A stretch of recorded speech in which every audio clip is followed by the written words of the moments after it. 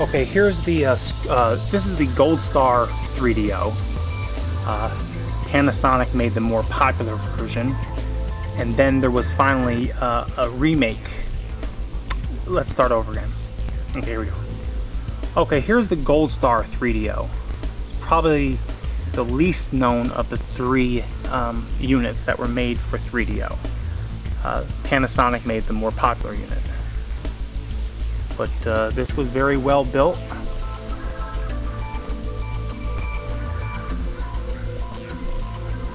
It's extremely heavy. Barely lift it. Nice design. Very thick. And this is how it looks next to the Sony PlayStation.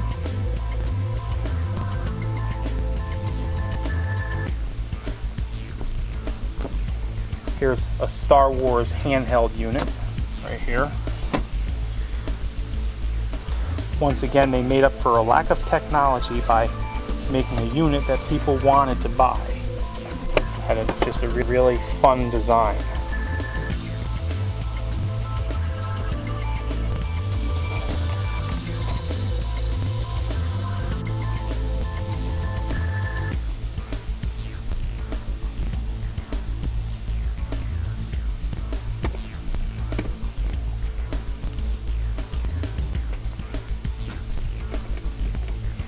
Here's the Neo Geo CDZ.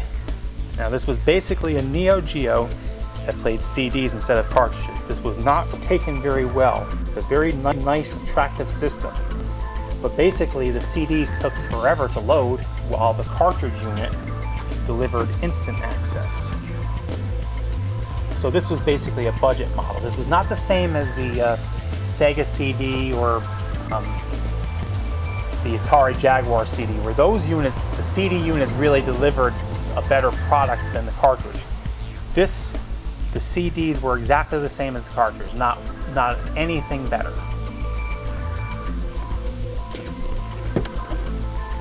Here's how this looks next to PlayStation. About the same size, but this, if you look, the CD sticks up higher.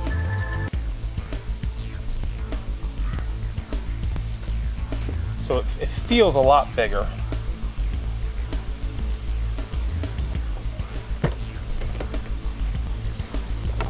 This is the pinnacle of all the Pong units. This is a foreign unit. It's called the Color Sport 8, which means that you're looking at a finished product here. They had the Color Sport, the Color Sport, 7, 6, and so on. So this is the product of several years of effort. Very nice looking system with the glassy appearance. A lot of options, a lot of buttons. 4 players. The most noteworthy thing is this. Notice this. They have the hindsight. See how that's green? That's red, yellow, blue. So depending on what you were playing, you could tell instantly because of that little innovation. Very, very clever. And this was 4 players, so you could do a lot with it. There were a lot of games on it. And then the options of manual auto serve and so on and so forth.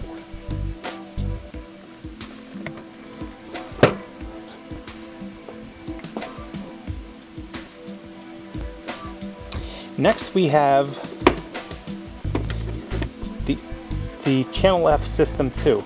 Essentially this is the remake of the Fairchild system. The Fairchild system was the very first cartridge-based system ever. It preceded the Atari 2600.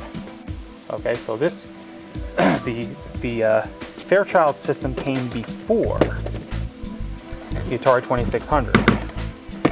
But the Fairchild was very cumbersome, so this was their second try. Much nicer unit than the Fairchild. Still very big. You can see how it looks next to the PlayStation. and it's a lot higher than the PlayStation. I'll try to give a good camera angle though for this. This shows you how high this sticks up.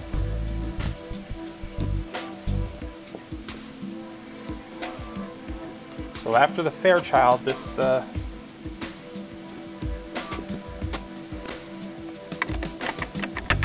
pretty much served the same purpose. Redesigned.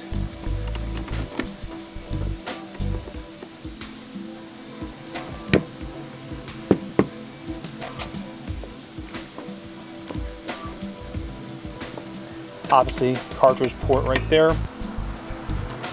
Okay, next we have the Tristar 64. This awesome unit could play Nintendo, Super Nintendo, and Nintendo 64.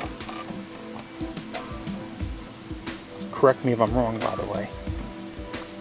I'm doing this based a lot on memory. So this hooked up to a Nintendo 64. And then you had the 3 places to put cartridges.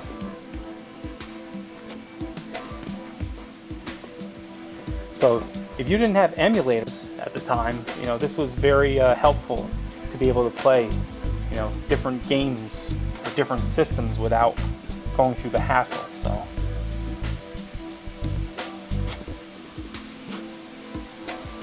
very cool. Okay, here's the Asatronic Telesports 4 foreign system. You can tell by how they spell color.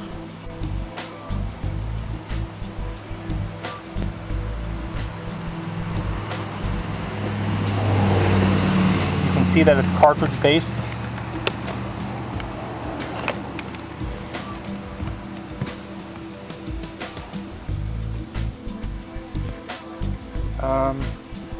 This unit, I'm not doing good justice for, but this is a really neat looking unit. I'm trying to give you an example.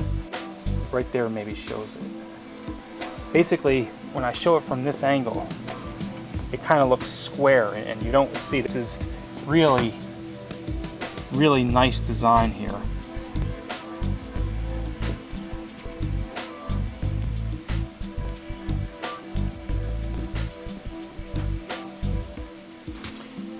There's the Magnavox Odyssey 3000. You can see how small the Asatronic looks next to the Odyssey 3000. Very big difference. And of course, there's the PlayStation, which you're all more familiar with.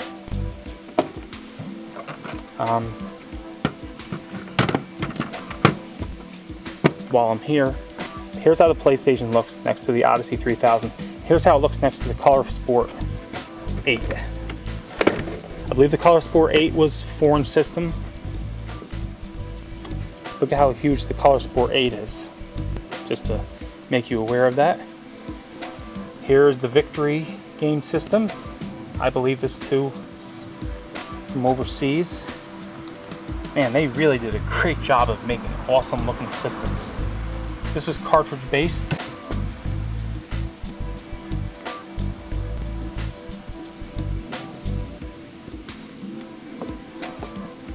There's a good angle.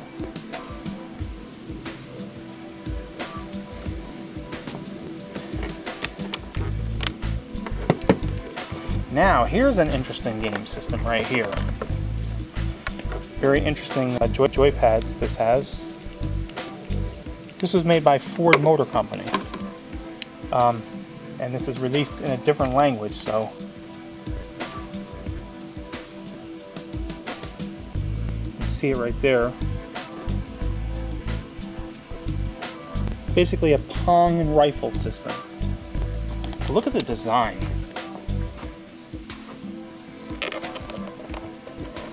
Really flat, really natural looking, very sleek, small, very different than a lot of the systems of the time. So, pretty cool.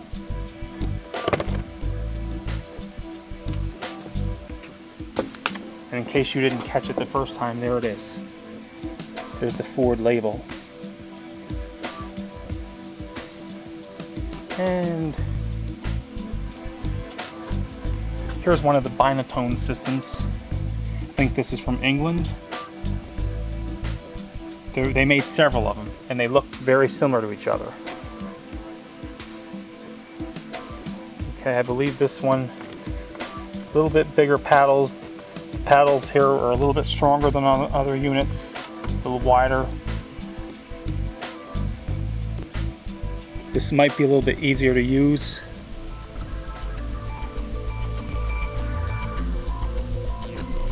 Okay.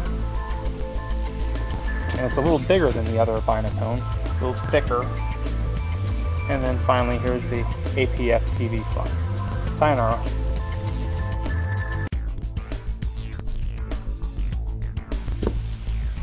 Okay, here's the least known version of CDI.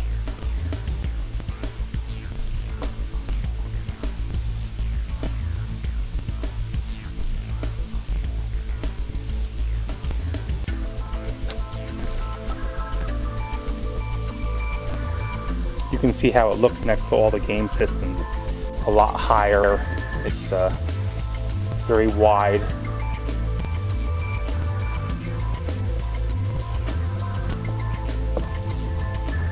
Here's the Atari. Oops. Here's the Atari XE computer right there.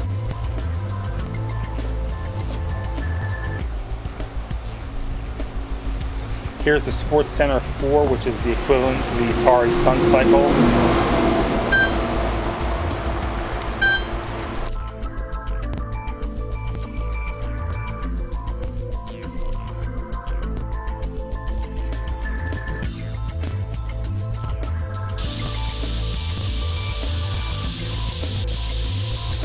Here's a good snapshot. This is the Neo Geo system at the bottom of the screen, and there's the box that it came in. Pretty awesome looking box, huh?